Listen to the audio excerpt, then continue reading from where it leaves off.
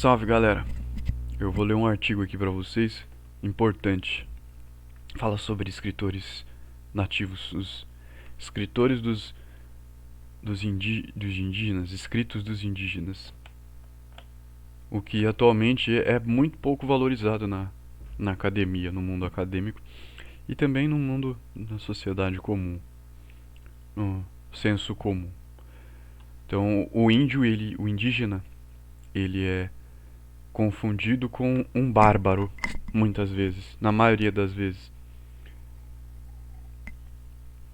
E aí o pessoal da direita tende a dizer que, assim como o comunista, o indígena, ele deve se manter estagnado nesse, nessa barbaridade, nessa vida primitiva. Só que essa vida primitiva está na cabeça deles, porque uma comunidade indígena, ela aparenta ser primitiva porque nós temos uma visão, uma ideia de que ela vem do passado e que as sociedades atuais que são civilizadas, elas são uma evolução dessas sociedades primitivas, dessas sociedades indígenas. Só que as comunidades indígenas, elas carregam em si um grande conhecimento ancestral, um conhecimento oral muito grande que permite um desenvolvimento intelectual diferente do nosso, não baseado na cultura da civilização, mas em uma cultura que se adapta à natureza. E esse intelecto que se adapta à natureza, ele é eficiente, porque ele se molda conforme a natureza e não o contrário, como a cultura ocidentalizada europeia, que tenta, ao invés de se adaptar à natureza, se transformar e se adaptar à natureza, acaba induzindo a transformação da natureza, tentando modificar a natureza à sua volta. E o que gera uma espécie de exploração, né, que a gente vê nas grandes civilizações, em que a industrialização e a comercialização do capitalismo vão crescendo e vão se utilizando dos recursos naturais e também das pessoas, dos trabalhadores como fontes de renda e vão explorando essas pessoas. Mas isso por quê? Porque a cultura ocidentalizada europeia, ela é uma cultura completamente distorcida em relação à nossa verdadeira natureza, que se trata de se harmonizar com a natureza. E esse tipo de conhecimento que é combatido de forma intensa pelo capital, pela direita e por tudo que visa o lucro, tudo que visa o enriquecimento, o individualismo, tudo isso aí. E atualmente nós temos acadêmicos indígenas, doutores indígenas, que traduzem essa sabedoria que vem das nossas ancestrais, sabedoria oral, em livros. E isso é muito importante, porque os livros eles são preservados e analisados no mundo acadêmico. E é preciso que o mundo acadêmico abra as portas da consciência para conseguir compreender esse conhecimento ancestral, porque ele é a verdadeira base da nossa sociedade, porque se trata do conhecimento oral presente nas nossas comunidades nativas. O verdadeiro povo originário da nossa nação, dos grupos que cresceram, se desenvolveram e se transformaram em civilização aqui nessas terras, apesar de sua influência estrangeira.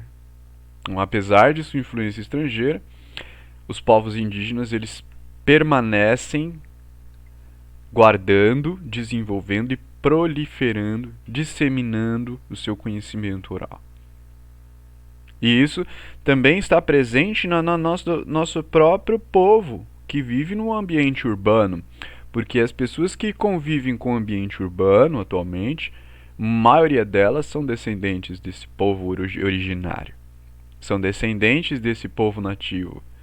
Então a grande parte das pessoas que estão nas favelas, por exemplo, elas são pessoas que são descendentes desses nativos e carregam em si parte dessa oralidade, mesmo que elas não tenham consciência disso, mesmo que elas não percebam, e isso está armazenado dentro delas. Só que isso acaba sendo ocultado pela cultura exterior, né? Pela cultura ocidentalizada. Mas que isso não se trata de um processo irreversível. Na verdade, é uma fase de um processo que não que ele vá se reverter, mas que ele vai completar um ciclo e retornar para trazer de volta toda aquela sabedoria ancestral.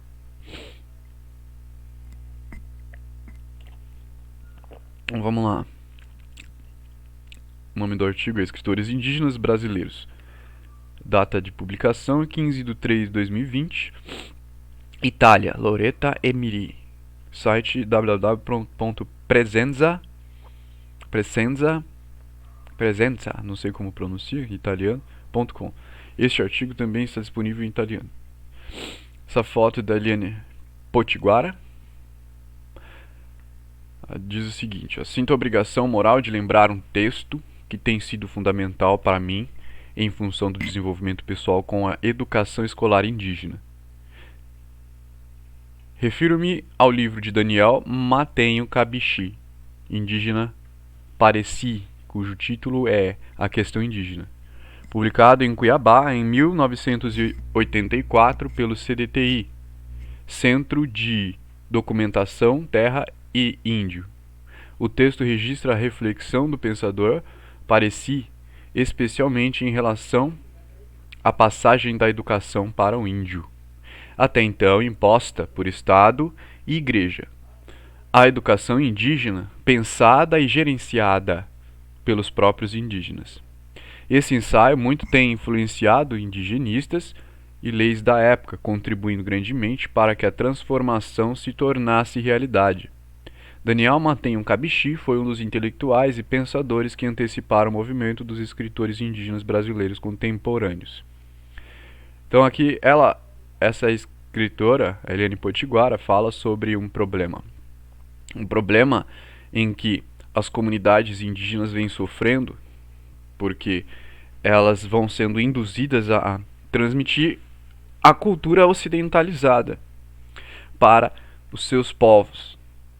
Só que isso acaba atrapalhando a disseminação da verdadeira cultura daqueles povos. Porque aqueles povos que vivem onde vivem, eles precisam da sua cultura original para sobreviver. E é por isso também que quando eles perdem as suas terras, eles dificilmente sobrevivem. Porque a cultura que eles têm já está baseada naquele contexto em que eles estão inseridos. Então ela traz uma crítica aqui exatamente a essa tendência de tentar introduzir a cultura ocidentalizada na cabeça dos indígenas, o que atrapalhando a educação de sua real cultura, ou seja, do conhecimento produzido pelos próprios indígenas, né? Então, ao invés do indígena produzir seu próprio conhecimento, o que deve ser feito, isso acaba sendo impelido e atrapalhado pelas imposições da cultura ocidentalizada, que acabam atrapalhando, tentando impedir que o indígena produza seu próprio conhecimento, sua própria cultura e a dissemine. Continuando. Até a Constituição de 88, as escolas para os índios deviam servir para aculturá-los. Está vendo essa palavra? Aculturá-los. Se trata exatamente do que? De afastá-los de sua própria cultura. Destruir a sua própria cultura. E isso vem sendo introduzido nas comunidades indígenas através das igrejas cristãs, e através também da escola. E principalmente através da mídia, né? Então não é só a escola e a igreja, mas também a mídia, que dissemina a cultura ocidentalizada. Quer dizer que os indígenas deviam deixar de pertencer a povos específicos para se tornarem indivíduos marginalizados e explorados dentro da sociedade nacional, sem mais nenhum direito sobre as suas terras ancestrais. Isso aqui é o sonho do bolsonarismo, né? O sonho do bolsonarismo, tá vendo? O indígena deve deixar de pertencer às suas culturas originais, aos seus povos originais, e se tornar indivíduos marginalizados e explorados dentro da sociedade nacional, tá vendo? Disso que se trata o nosso nacionalismo. O nosso nacionalismo que tenta educar os indígenas, só que na verdade eles estão fazendo um trabalho, um desfavor às nossas comunidades indígenas, que são guardiãs da nossa sabedoria ancestral e protetoras, guardiãs da nossa sabedoria ancestral e guardiãs da Amazônia, guardiãs da maior floresta do mundo. Nessas escolas era até proibido o uso das línguas maternas, tá vendo? As próprias escolas indígenas, dentro das comunidades indígenas, tinham a proibição de suas línguas maternas. Isso aqui é a principal atitude de um colonizador, a principal atitude de um estuprador de cultura. Ele te proíbe de exercer a sua própria cultura, proibindo você de exercer a sua própria linguagem. Tá vendo? E isso se traduziu sim no nosso país, que adotou a língua portuguesa, que é uma língua estrangeira, europeia, como idioma oficial, quando nossas tribos nativas falavam e falam outros idiomas. E isso acaba o quê? Impedindo que nós, como seus descendentes, possamos acessar essa cultura ancestral. Por quê? Por causa da linguagem, por causa do que a cultura cristã, judaico-cristã, chamaria de Torre de Babel, separação das línguas. Nós estamos sendo separados de nossa real linguagem. E isso, assim, não conseguimos ter acesso ao nosso real conhecimento. As reivindicações dos líderes e sua participação ativa e criativa na elaboração da Constituição determinaram que a educação para o índio se tornasse educação escolar, indígena, pensada e gerenciada por eles mesmos a partir de conteúdos oriundos de suas culturas diferenciadas. Tá vendo? Isso aqui é uma reivindicação de sua participação ativa e criativa na elaboração da Constituição. Do que? Dos líderes, tá vendo? Dos líderes indígenas.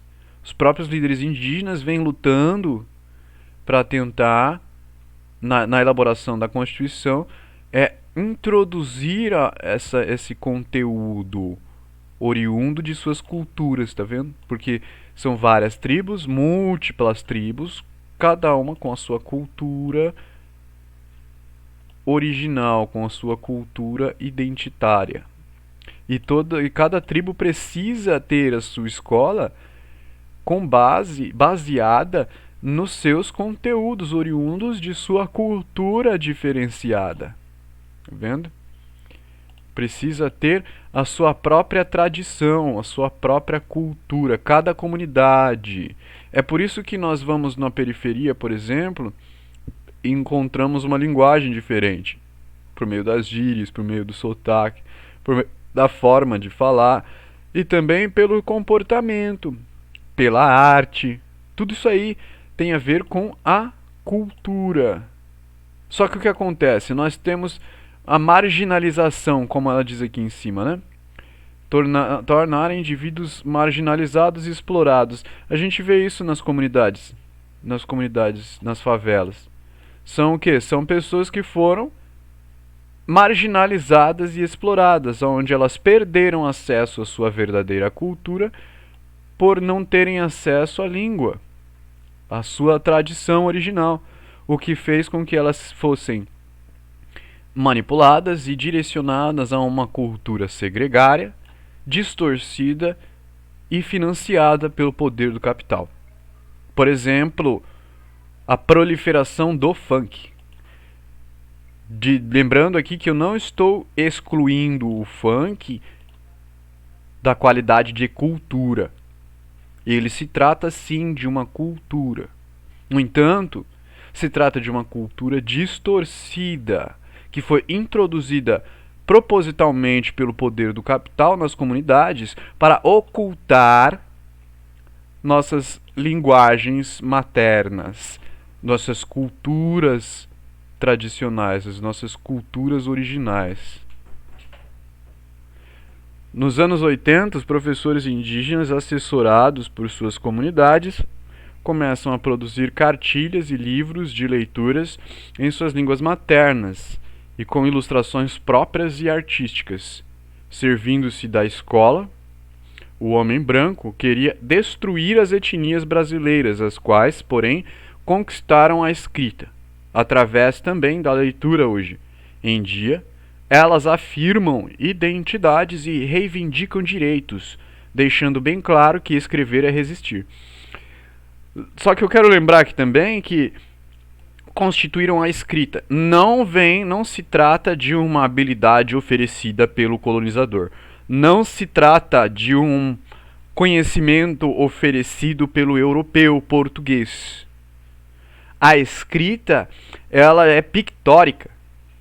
Então, a escrita pictórica, ela é muito mais eficiente a comunicação do que a nossa escrita atual, que é limitante. Então, a escrita literalizada que a gente tem hoje em dia, ela é necessária apenas ao funcionamento de uma sociedade completamente complexa em que a gente vive. Só que sociedades mais antigas, que não se desenvolviam de forma distorcida, desequilibrada, elas não precisavam ter esse tipo de escrita complexa. E é por isso que sua escrita era pictórica, assim como os egípcios, por exemplo.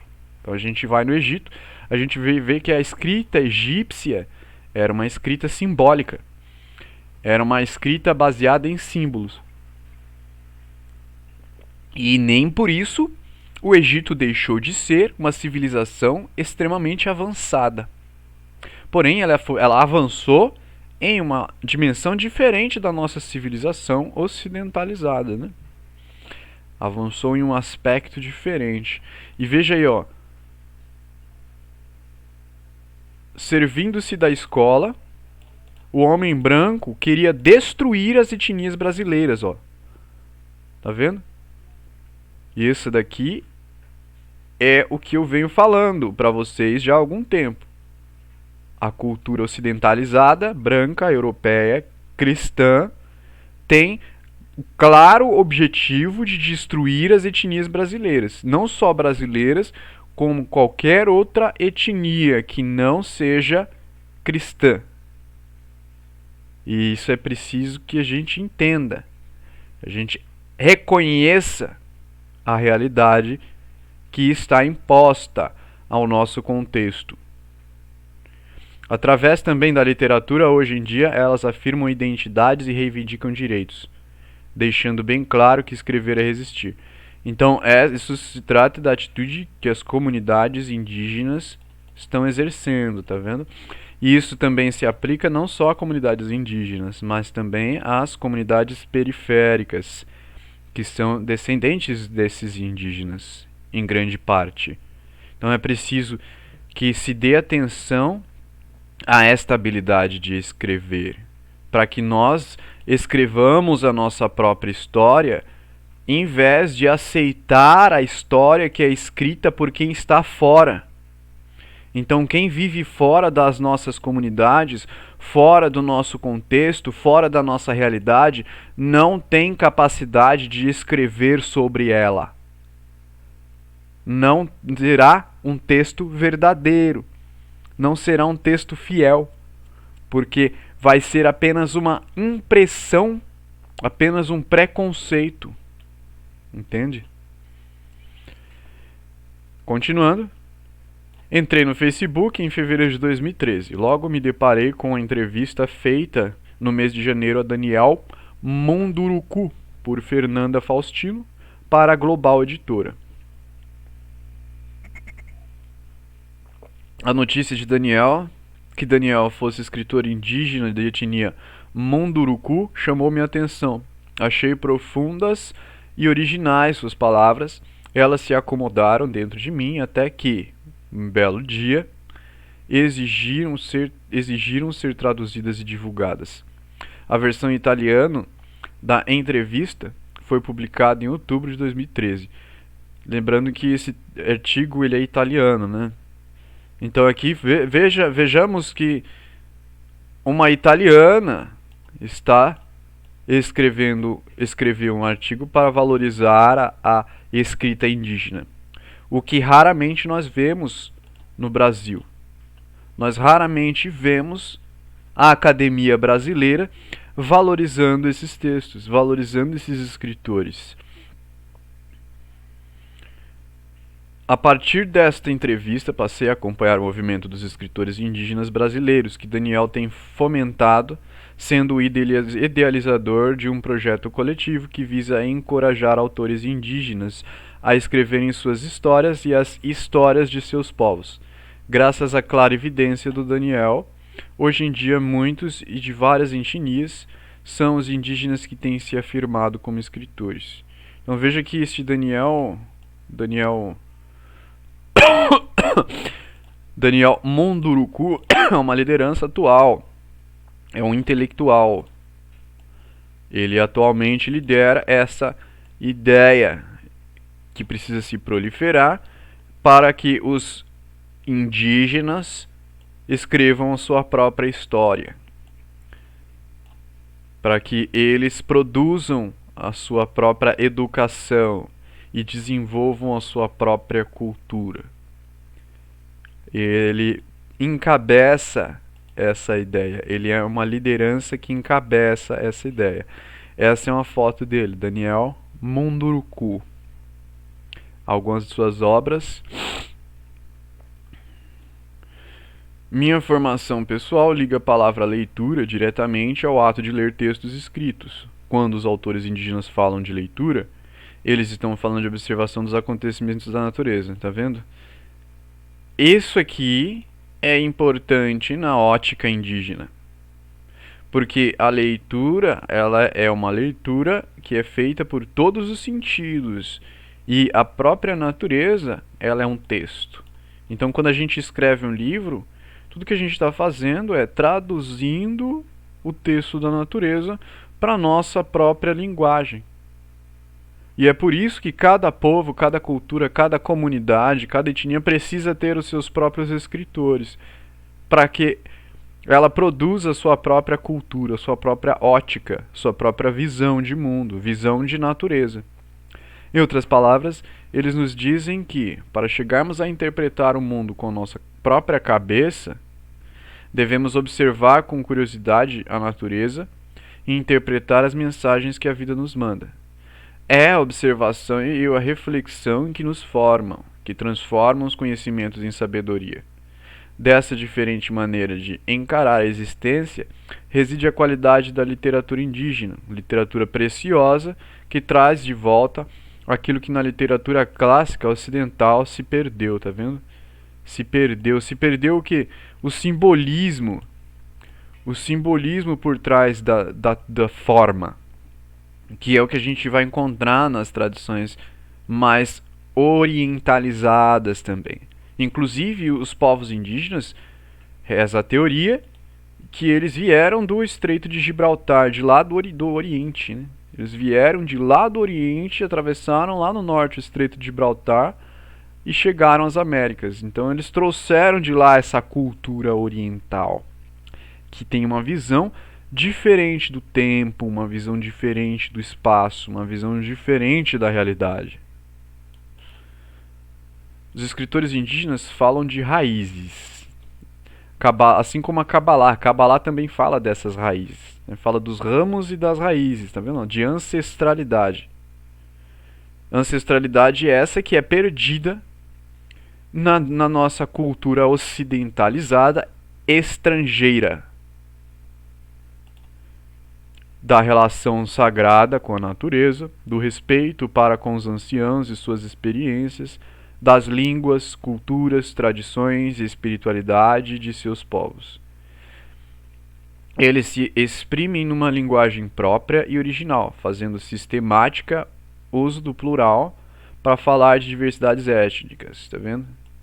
A sua linguagem própria com base no seu culto próprio, o seu culto próprio que gera cultura própria.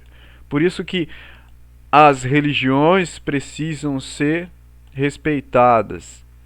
E é por isso que o cristianismo se torna a principal religião predadora, porque ela não respeita a diversidade étnica das outras religiões. Ela tenta absorver, fagocitar aquilo que há de bom, de melhor nas culturas variadas, as diversidades étnicas, e destruir a sua origem. Destruir a sua origem, para que uma cultura monopolize a outra. Por isso não se pode perder a origem da sua própria língua, por exemplo. Por isso que os povos das comunidades periféricas estão perdidos em uma cultura defasada, distorcida, porque eles perderam contato com a sua verdadeira cultura nativa, com a sua verdadeira linguagem. Estão confusos com uma linguagem estrangeira, que impõe a eles uma realidade que não faz parte do seu verdadeiro contexto. Eles se exprimem em uma linguagem própria original, fazendo sistemático uso do plural, para falar de diversidades étnicas, de seres solidários que compartilham, que possuem. Tá vendo como vida em comunidade? Eis aqui o comunismo primitivo. Tá vendo? O de homens que respeitam o habitat por acreditarem que todo e qualquer elemento da natureza possui um espírito e que os espíritos são diretamente ligados ao mistério da criação. Isso aqui é totalmente rejeitado pela cultura ocidentalizada. Nega a espiritualidade da matéria, nega que todas as coisas possuem em si o seu espírito. O enfoque da cultura ocidental pode ser sintetizado com palavras utilizadas no singular: lucro, consumismo e individualismo. Resumindo, capitalismo. O movimento dos escritores indígenas brasileiros começa nos anos 90. Ele encabeça por indivíduos que moram nas cidades, mas que não por isso deixam de ser e de se considerar indígenas. Tá vendo? Se trata dos moradores das comunidades, das periferias, que também são ancestrais de indígenas, mas que, infelizmente, vivem em um contexto com a ótica distorcida, com a cultura distorcida, que foi propositalmente distorcida, imposta, uma distorção imposta por uma cultura estrangeira. Tantos é que acrescentam o nome da etnia a seus nomes próprios, que a gente vem vendo com frequência, né? Que acabou se espalhando como uma onda, e muita gente que começou a acrescentar sobrenomes indígenas em seus nomes, como Daniel Munduruku e Eliane Potiguara, por exemplo. Eles escrevem textos originais que resgatam mitos, lendas, línguas, tradições de seus povos, dos quais herdaram maneiras diferentes de sentir e interpretar a vida. Participam de concursos e feiras literárias, obtêm prêmios e reconhecimentos nacionais e internacionais. Seus nomes entram a fazer parte da lista de honra. Tá vendo? Tudo isso aqui que ela tá falando é uma italiana que tá falando. E a gente não vê brasileiros falando isso, muito raro. Muito raro. Os brasileiros valorizando sua própria cultura. E a gente vê aqui uma italiana, uma estrangeira europeia, valorizando nossa cultura nativa. Os livros são traduzidos para outra língua. São escolhidos para serem lidos no circuito de escolas municipais e federais, são transformados em peças teatrais. Estes autores são muito ativos e criativos, ministram cursos para educadores e desenvolvem atividades lúdico-formativas em escolas públicas e particulares. Organizam eventos para analisar a conjuntura e falar das lutas para salvaguardar direitos, para divulgar história, cultura, literatura, arte e jogos indígenas. Em âmbito nacional e internacional, participam de encontros, debates, seminários, conferências. São eles que, hoje em dia, estão educando os brasileiros a entenderem que o Brasil é um país multiétnico. Tá vendo? Não se trata de um Brasil cristão. Se trata de um Brasil multiétnico. Que a diversidade é um valor. A diversidade é um valor. Eles têm profunda consciência daquilo que são e daquilo que querem, e é esta consciência, esta autoestima, este equilíbrio interior que determina a qualidade e originalidade da sua escrita. E esse equilíbrio interior se trata de um corpo de potência que surge dentro do indivíduo ao ser reprimido pelas forças exteriores.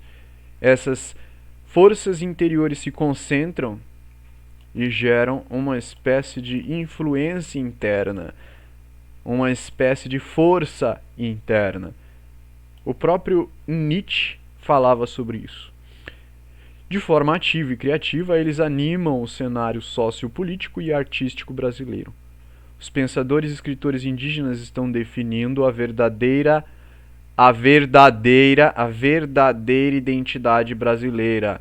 Vamos prestar atenção na merda que o Brasil Paralerdos está fazendo, tentando estabelecer um mito fundador brasileiro. Vamos ignorar essa merda que eles estão fazendo para darmos atenção à verdadeira identidade brasileira. Pois sem os indígenas o Brasil não existe.